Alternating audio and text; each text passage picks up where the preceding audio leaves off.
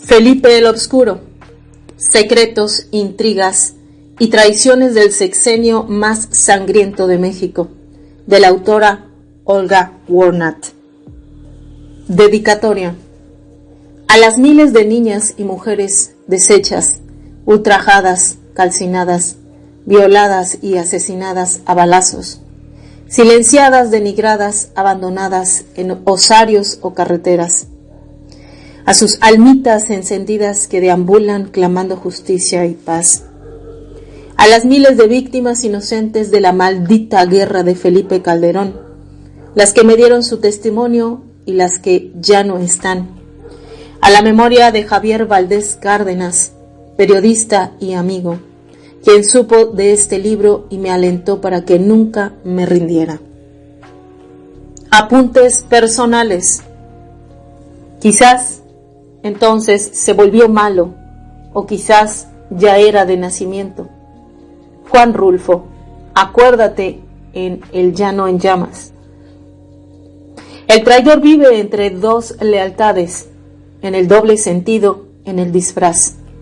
Ricardo Piglia, respiración artificial.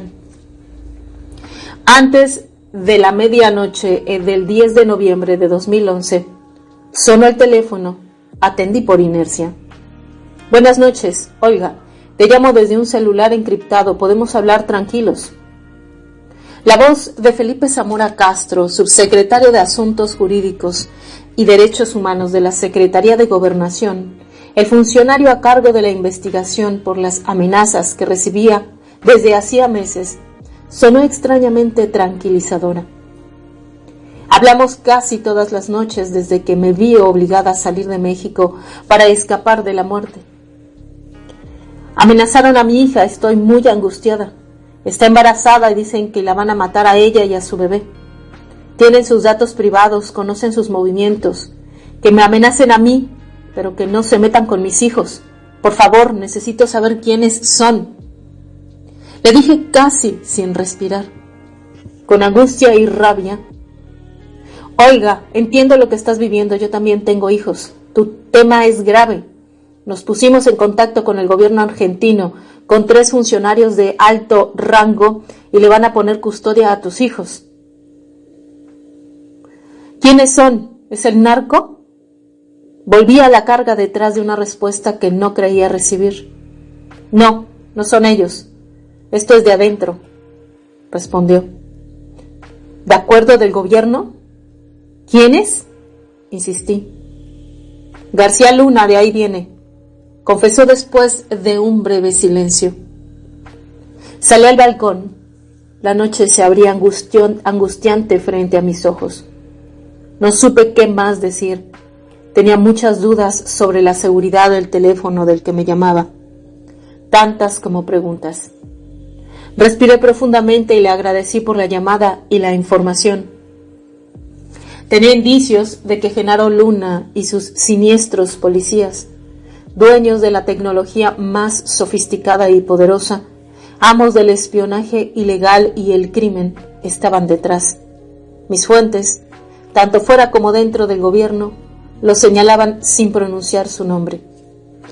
Mi intuición reconoció su identidad, pero nunca tuve tanta seguridad como aquella noche de otoño, cuando Felipe Zamora, quien sabe por qué razón, pronunció su nombre sin disfraces. Cuenta conmigo, estoy a tu disposición para lo que necesites. Te marco mañana a esta misma hora. Avisó y se despidió. Esa fue la última vez que escuché su voz. A la mañana siguiente un amigo me dio la noticia. El helicóptero en el que viajaba Felipe Zamora junto a Francisco Blake Mora, el secretario de Gobernación y 5 personas más, se había estrellado contra un cerro en un paraje solitario de Chalco, en el Estado de México. Están todos muertos, me dijo alarmado. Quedé en shock y colgué. Tenía un hueco en la boca del estómago. Las amenazas se incrementaron. Ese día recibí 4. Una más violenta que la otra y varias llamadas telefónicas. Preguntaba quién era y no respondían. En una de esas llamadas se escucharon risas. No sabía qué hacer. Sin embargo, me esforzaba por continuar. Estaba desesperada por pisar tierra firme, por recuperar mi eje. Hacía días y noches que vivía en una nebulosa. Conocían mi dirección en Estados Unidos y mi teléfono. Sabían a dónde iba, qué comía, los nombres de mis hijos. Tenían todos mis datos de Buenos Aires, incluida la información de mi madre de 80 años, en ese momento muy enferma. Mi hija parió a su bebé con policías en la puerta de la sala de partos y yo no pude acompañarla. Tenían todo y me lo demostraban. Me sentía vulnerable, ultrajada en mi intimidad. Felipe Calderón nunca quiso que este libro se publicara. Quería doblegarme y desarticularme. Y por eso mandó amenazarme con los sicarios de su gobierno, con el superpolicía, que combatía al narcotráfico y los secuestros desde la Secretaría de Seguridad Pública, SSP, un antro de la mafia. Me querían muerta. Tuvieron que pasar muchos años antes hasta que una fuente pudo confirmármelo. Después de la detención de García Luna en Estados Unidos, algunos se animaron a contarme lo que sabían y lo que padecieron. Tener una carpeta con fotos de mi casa y de mis hijos. Fotos mías tomadas en la calle, en un restaurante, en México y en Estados Unidos. Pero nada de esto me extrañaba. Desde 2006 hasta 2012, cada vez que llegaba al Aeropuerto Internacional de la Ciudad de México, la Policía Federal me quitaba el pasaporte y me encerraba en una habitación sin baño y sin teléfono. Por orden de arriba, decían. Agregaban que mi pasaporte estaba clonado por los narcos y siempre tenían que checar. Una noche llegué en un vuelo de Copa que aterrizó a las 23 horas y estuve más de 3 horas en ese cubículo inmundo.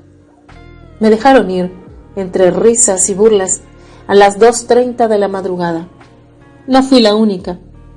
Muchos periodistas, mujeres y hombres honestos y luchadores, vivieron lo mismo que yo e incluso cosas mucho peores. Algunos aún están, pero 144 fueron asesinados. Y las investigaciones se pierden en un océano de impunidad, sexenio tras sexenio.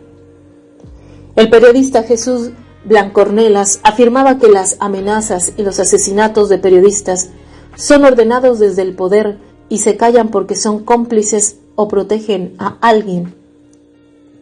El legendario fundador del semanario Z de Tijuana, al que tuve el privilegio de conocer hace muchos años, ya exiliado en Estados Unidos, y con el cuerpo hecho un colador de los balazos que recibió en un atentado, tenía razón. Nos piden pruebas. No tenemos pruebas, pero tenemos indicios y es suficiente. Los periodistas tenemos que ir adelante de la policía y del gobierno. Que investiguen ellos y aclaren los crímenes y amenazas, me dijo el maestro. Recordar tiempos pretéritos es un mandato personal, un mantra, un ejercicio necesario, aunque ello me arrastre a un territorio brumoso, habitado por miles de muertos que claman la paz de un sepulcro. Me obsesiona perder la memoria de la rabia y la indignación, la memoria de ese olor ácido, a muerte, de las fosas comunes y los testimonios de la depredación. Por eso, la noche en que Felipe Zamora me dio la identidad del responsable de mi pesadilla quedó grabada en mí como una cicatriz. A 9 años de su extraña muerte, mientras el velo de un tiempo sin fin se va cayendo de a poco, aún me pregunto qué lo llevó a revelarme esa información tan delicada, una que literalmente ponía en riesgo su vida. Murió el 11 de noviembre de 2011, 3 años y 7 días después del avionazo que acabó con Juan Camilo Mourinho y José Luis Santiago Vasconcelos. ¿Fue otro aviso o una venganza? ¿El latigazo de una traición? ¿Otra vez la excusa del error de los pilotos? ¿O fue un atentado como el anterior? No tengo la verdad, solo indicios.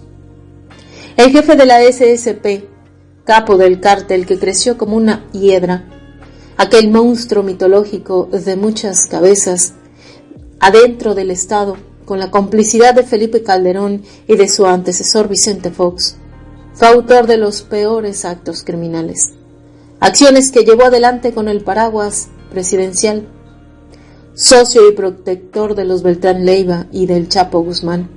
García Luna y su secta se enriquecieron con millonarios sobornos y con su participación en el negocio de las drogas.